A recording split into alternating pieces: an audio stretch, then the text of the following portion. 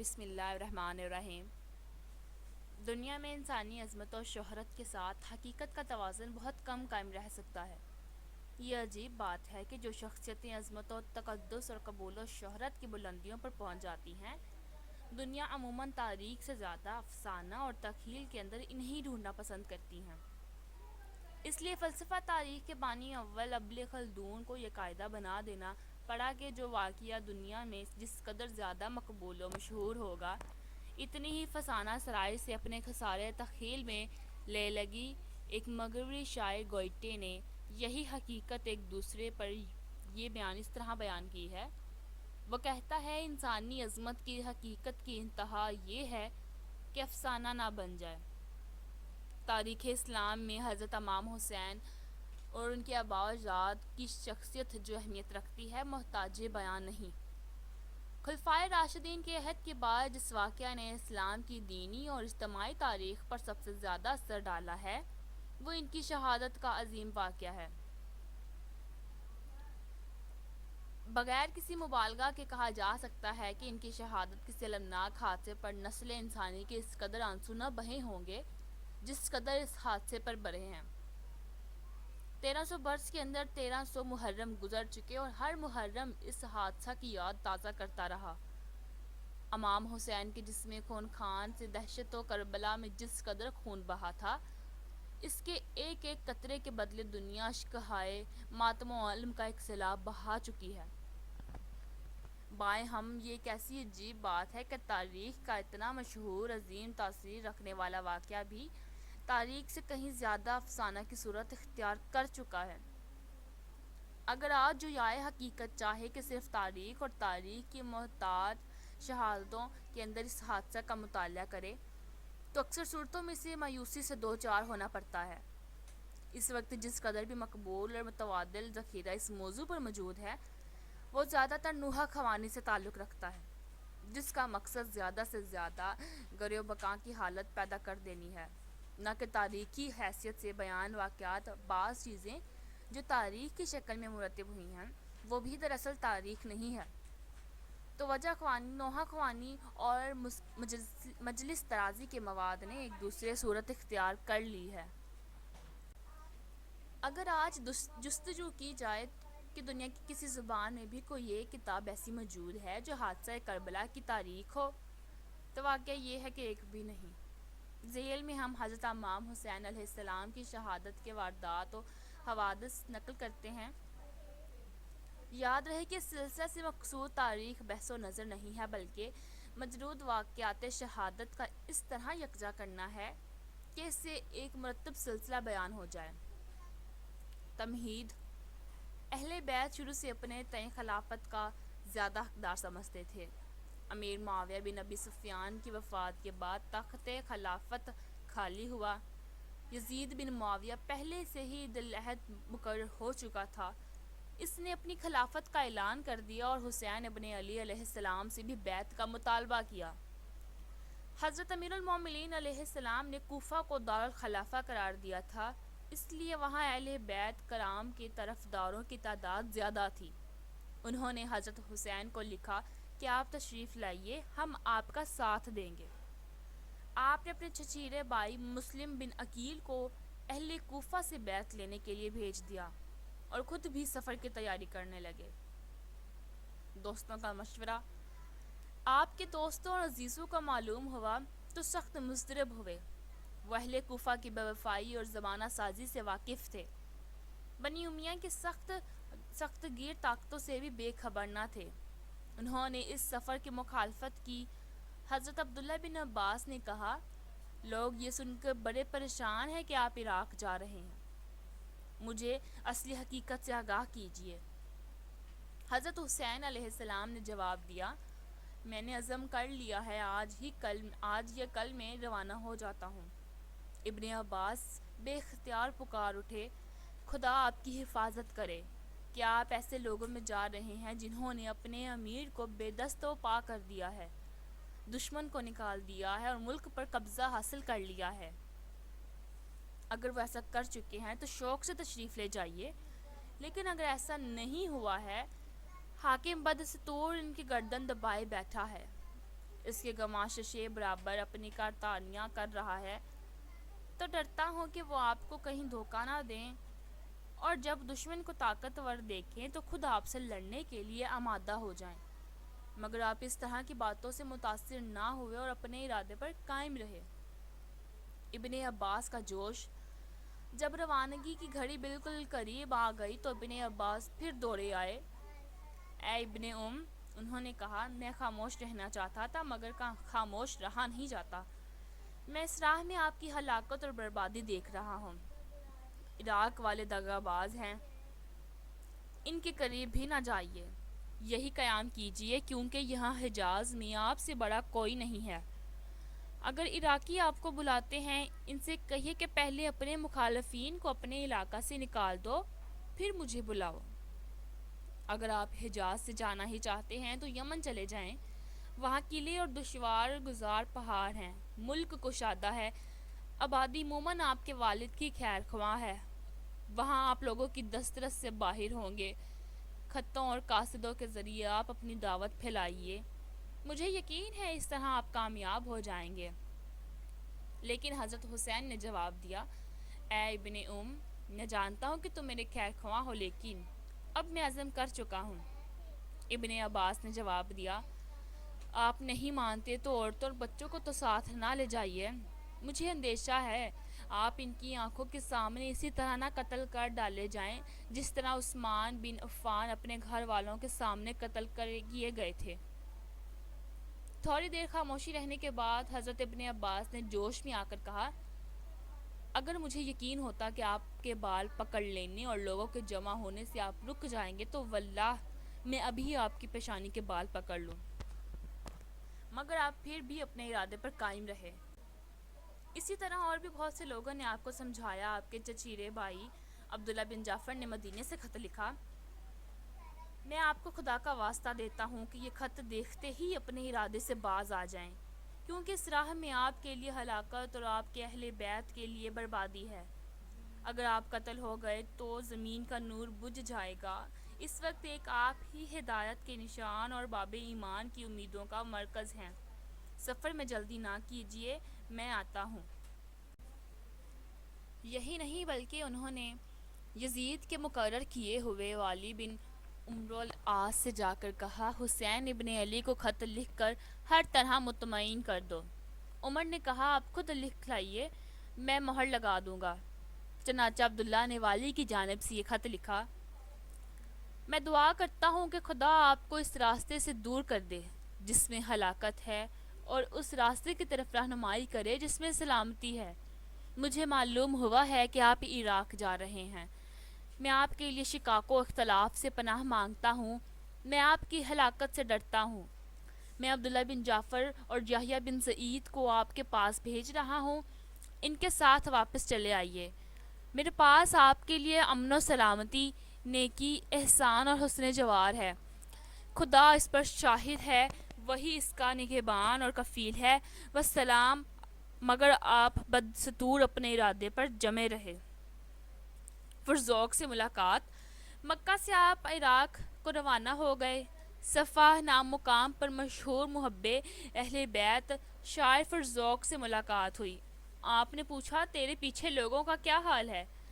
فرزوق نے جواب دیا، ان کے دل آپ کے ساتھ ہیں مگر تلواریں نبی امیر کے ساتھ۔ فرمایا، سچ کہتا ہے، اب معاملہ اللہ ہی کے ہاتھ ہے، وہ جو چاہتا ہے وہی ہوتا ہے۔ ہمارا پروردگار ہر لمحہ کسی نہ کسی حکم فرمائی میں ہے، اگر اس کی حیثیت ہماری پند کے مطابق ہو تو اس کی ستائش کریں گے، اگر امید کے خلاف ہو تو بھی نیک نیتی اور تقوی کا ثواب کہیں نہیں گیا۔ یہ کہا اور سواری آگے بڑھائی۔ مسلم بن عقیل کے عزیزوں کی ضد۔ زردود نام مقام میں پہنچ کر معلوم ہوا کہ آپ کے نائب مسلم بن عقیل کو کوفہ میں یزید کے گورنر عبید اللہ بن زیاد نے علانیہ قتل کر دیا، اور کسی کے کان پر جوں تک نہ رینگی۔ آپ نے سنا تو بار بار انا للہ و انا الیہ راجعون پڑھنا شروع کر دیا۔ بعض ساتھیوں نے کہا، اب بھی وقت ہے، ہم آپ کے اور آپ کے اہل بیت کے معاملے میں آپ کو خدا کا واسطہ دیتے ہیں، للہ یہیں سے لوٹ جائیں، کوفہ میں آپ کا اور طرفداروں اور مددگار نہیں ہے، سب آپ کے خلاف کھڑے ہو جائیں گے۔ آپ خاموش کھڑے ہو گئے اور واپسی پر غور کرنے لگے، لیکن مسلم بن عقیل کے عزیز کھڑے ہو گئے۔ واللہ ہم ہرگز نہ ٹلیں گے، انہوں نے کہا، ہم اپنا انتقام لیں گے یا اپنے بھائی کی طرح مر جائیں گے۔ اس پر آپ نے ساتھیوں کو نظر اٹھا کر دیکھا اور ٹھنڈی سانس لے کر کہا، ان کے بعد زندگی کا کوئی مزہ نہیں۔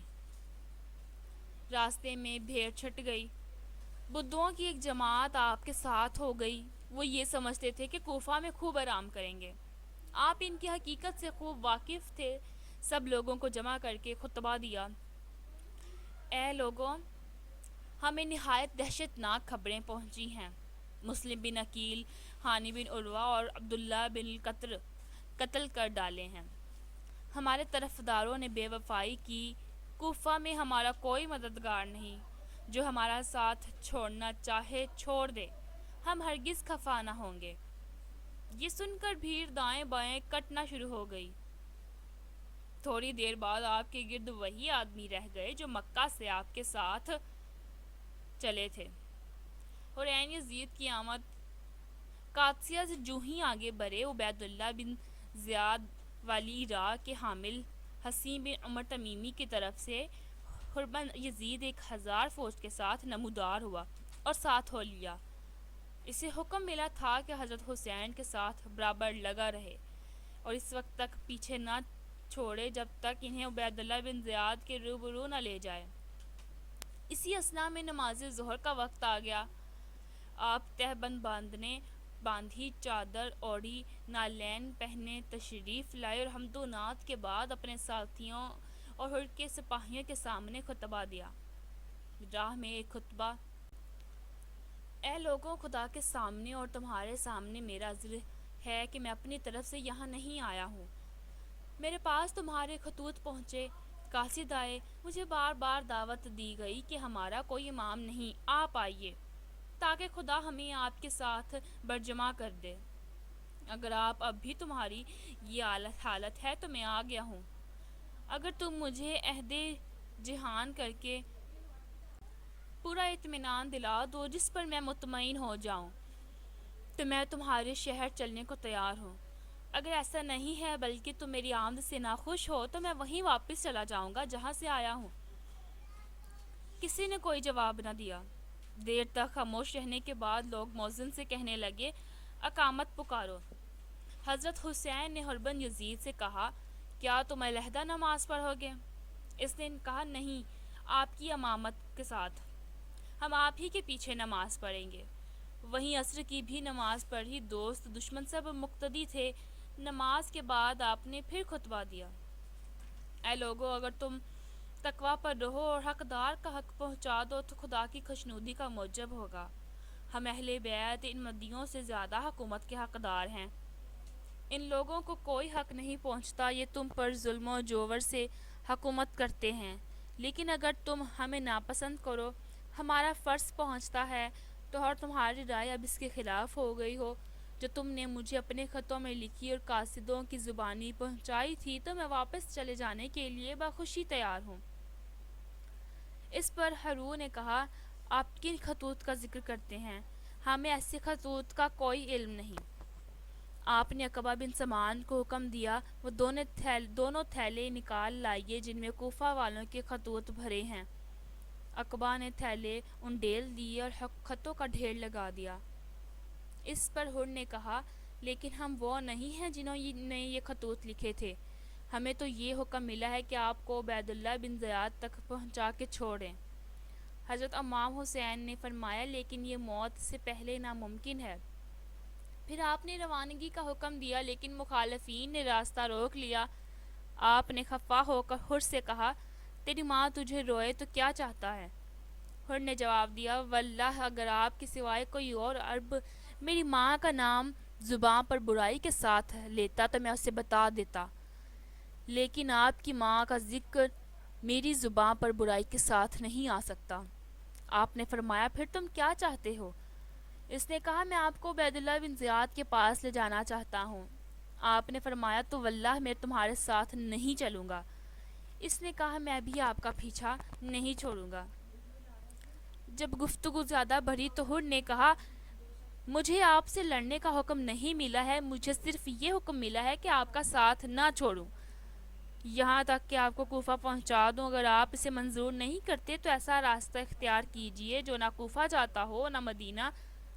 میں ابن زیاد کو لکھتا ہوں، اگر آپ پسند کریں تو خود بھی یزید یا عبید اللہ کو لکھیے، شاید خدا میرے لیے مخلصی کی کوئی صورت پیدا کر دے اور آپ کے معاملے میں امتحان سے بچ جاؤں۔ یہ بات آپ نے منظور فرمائی اور روانہ ہوئے۔ راستے میں کئی اور مقامات پر بھی آپ نے دوستوں اور دشمنوں کو مخاطب کیا۔ مقام بزا پر آپ نے خطبہ دیا، اے لوگوں، رسول اللہ صلی اللہ علیہ وآلہ وسلم نے فرمایا ہے کہ جو کوئی ایسے حاکم کو دیکھے جو ظلم کرتا ہے، خدا کی قائم کی ہوئی حدیں توڑتا ہے، خدا کے بندوں پر گناہ اور سرکشی سے حکومت دیکھنے پر بھی نہ تو اپنے فعل سے اس کی مخالفت کرتا ہے اور نہ اپنے قول سے، سو خدا ایسے آدمی کو اچھا ٹھکانہ نہیں بخشے گا۔ دیکھو یہ لوگ شیطان کے پیروکار بن گئے ہیں، رحمان سے سرکش ہو گئے ہیں، فساد ظاہر ہے، حدود الہی معطل ہے، مال غنیمت پر ناجائز قبضہ ہے، خدا کے حرام کو حلال اور حلال کو حرام ٹھہرایا جا رہا ہے۔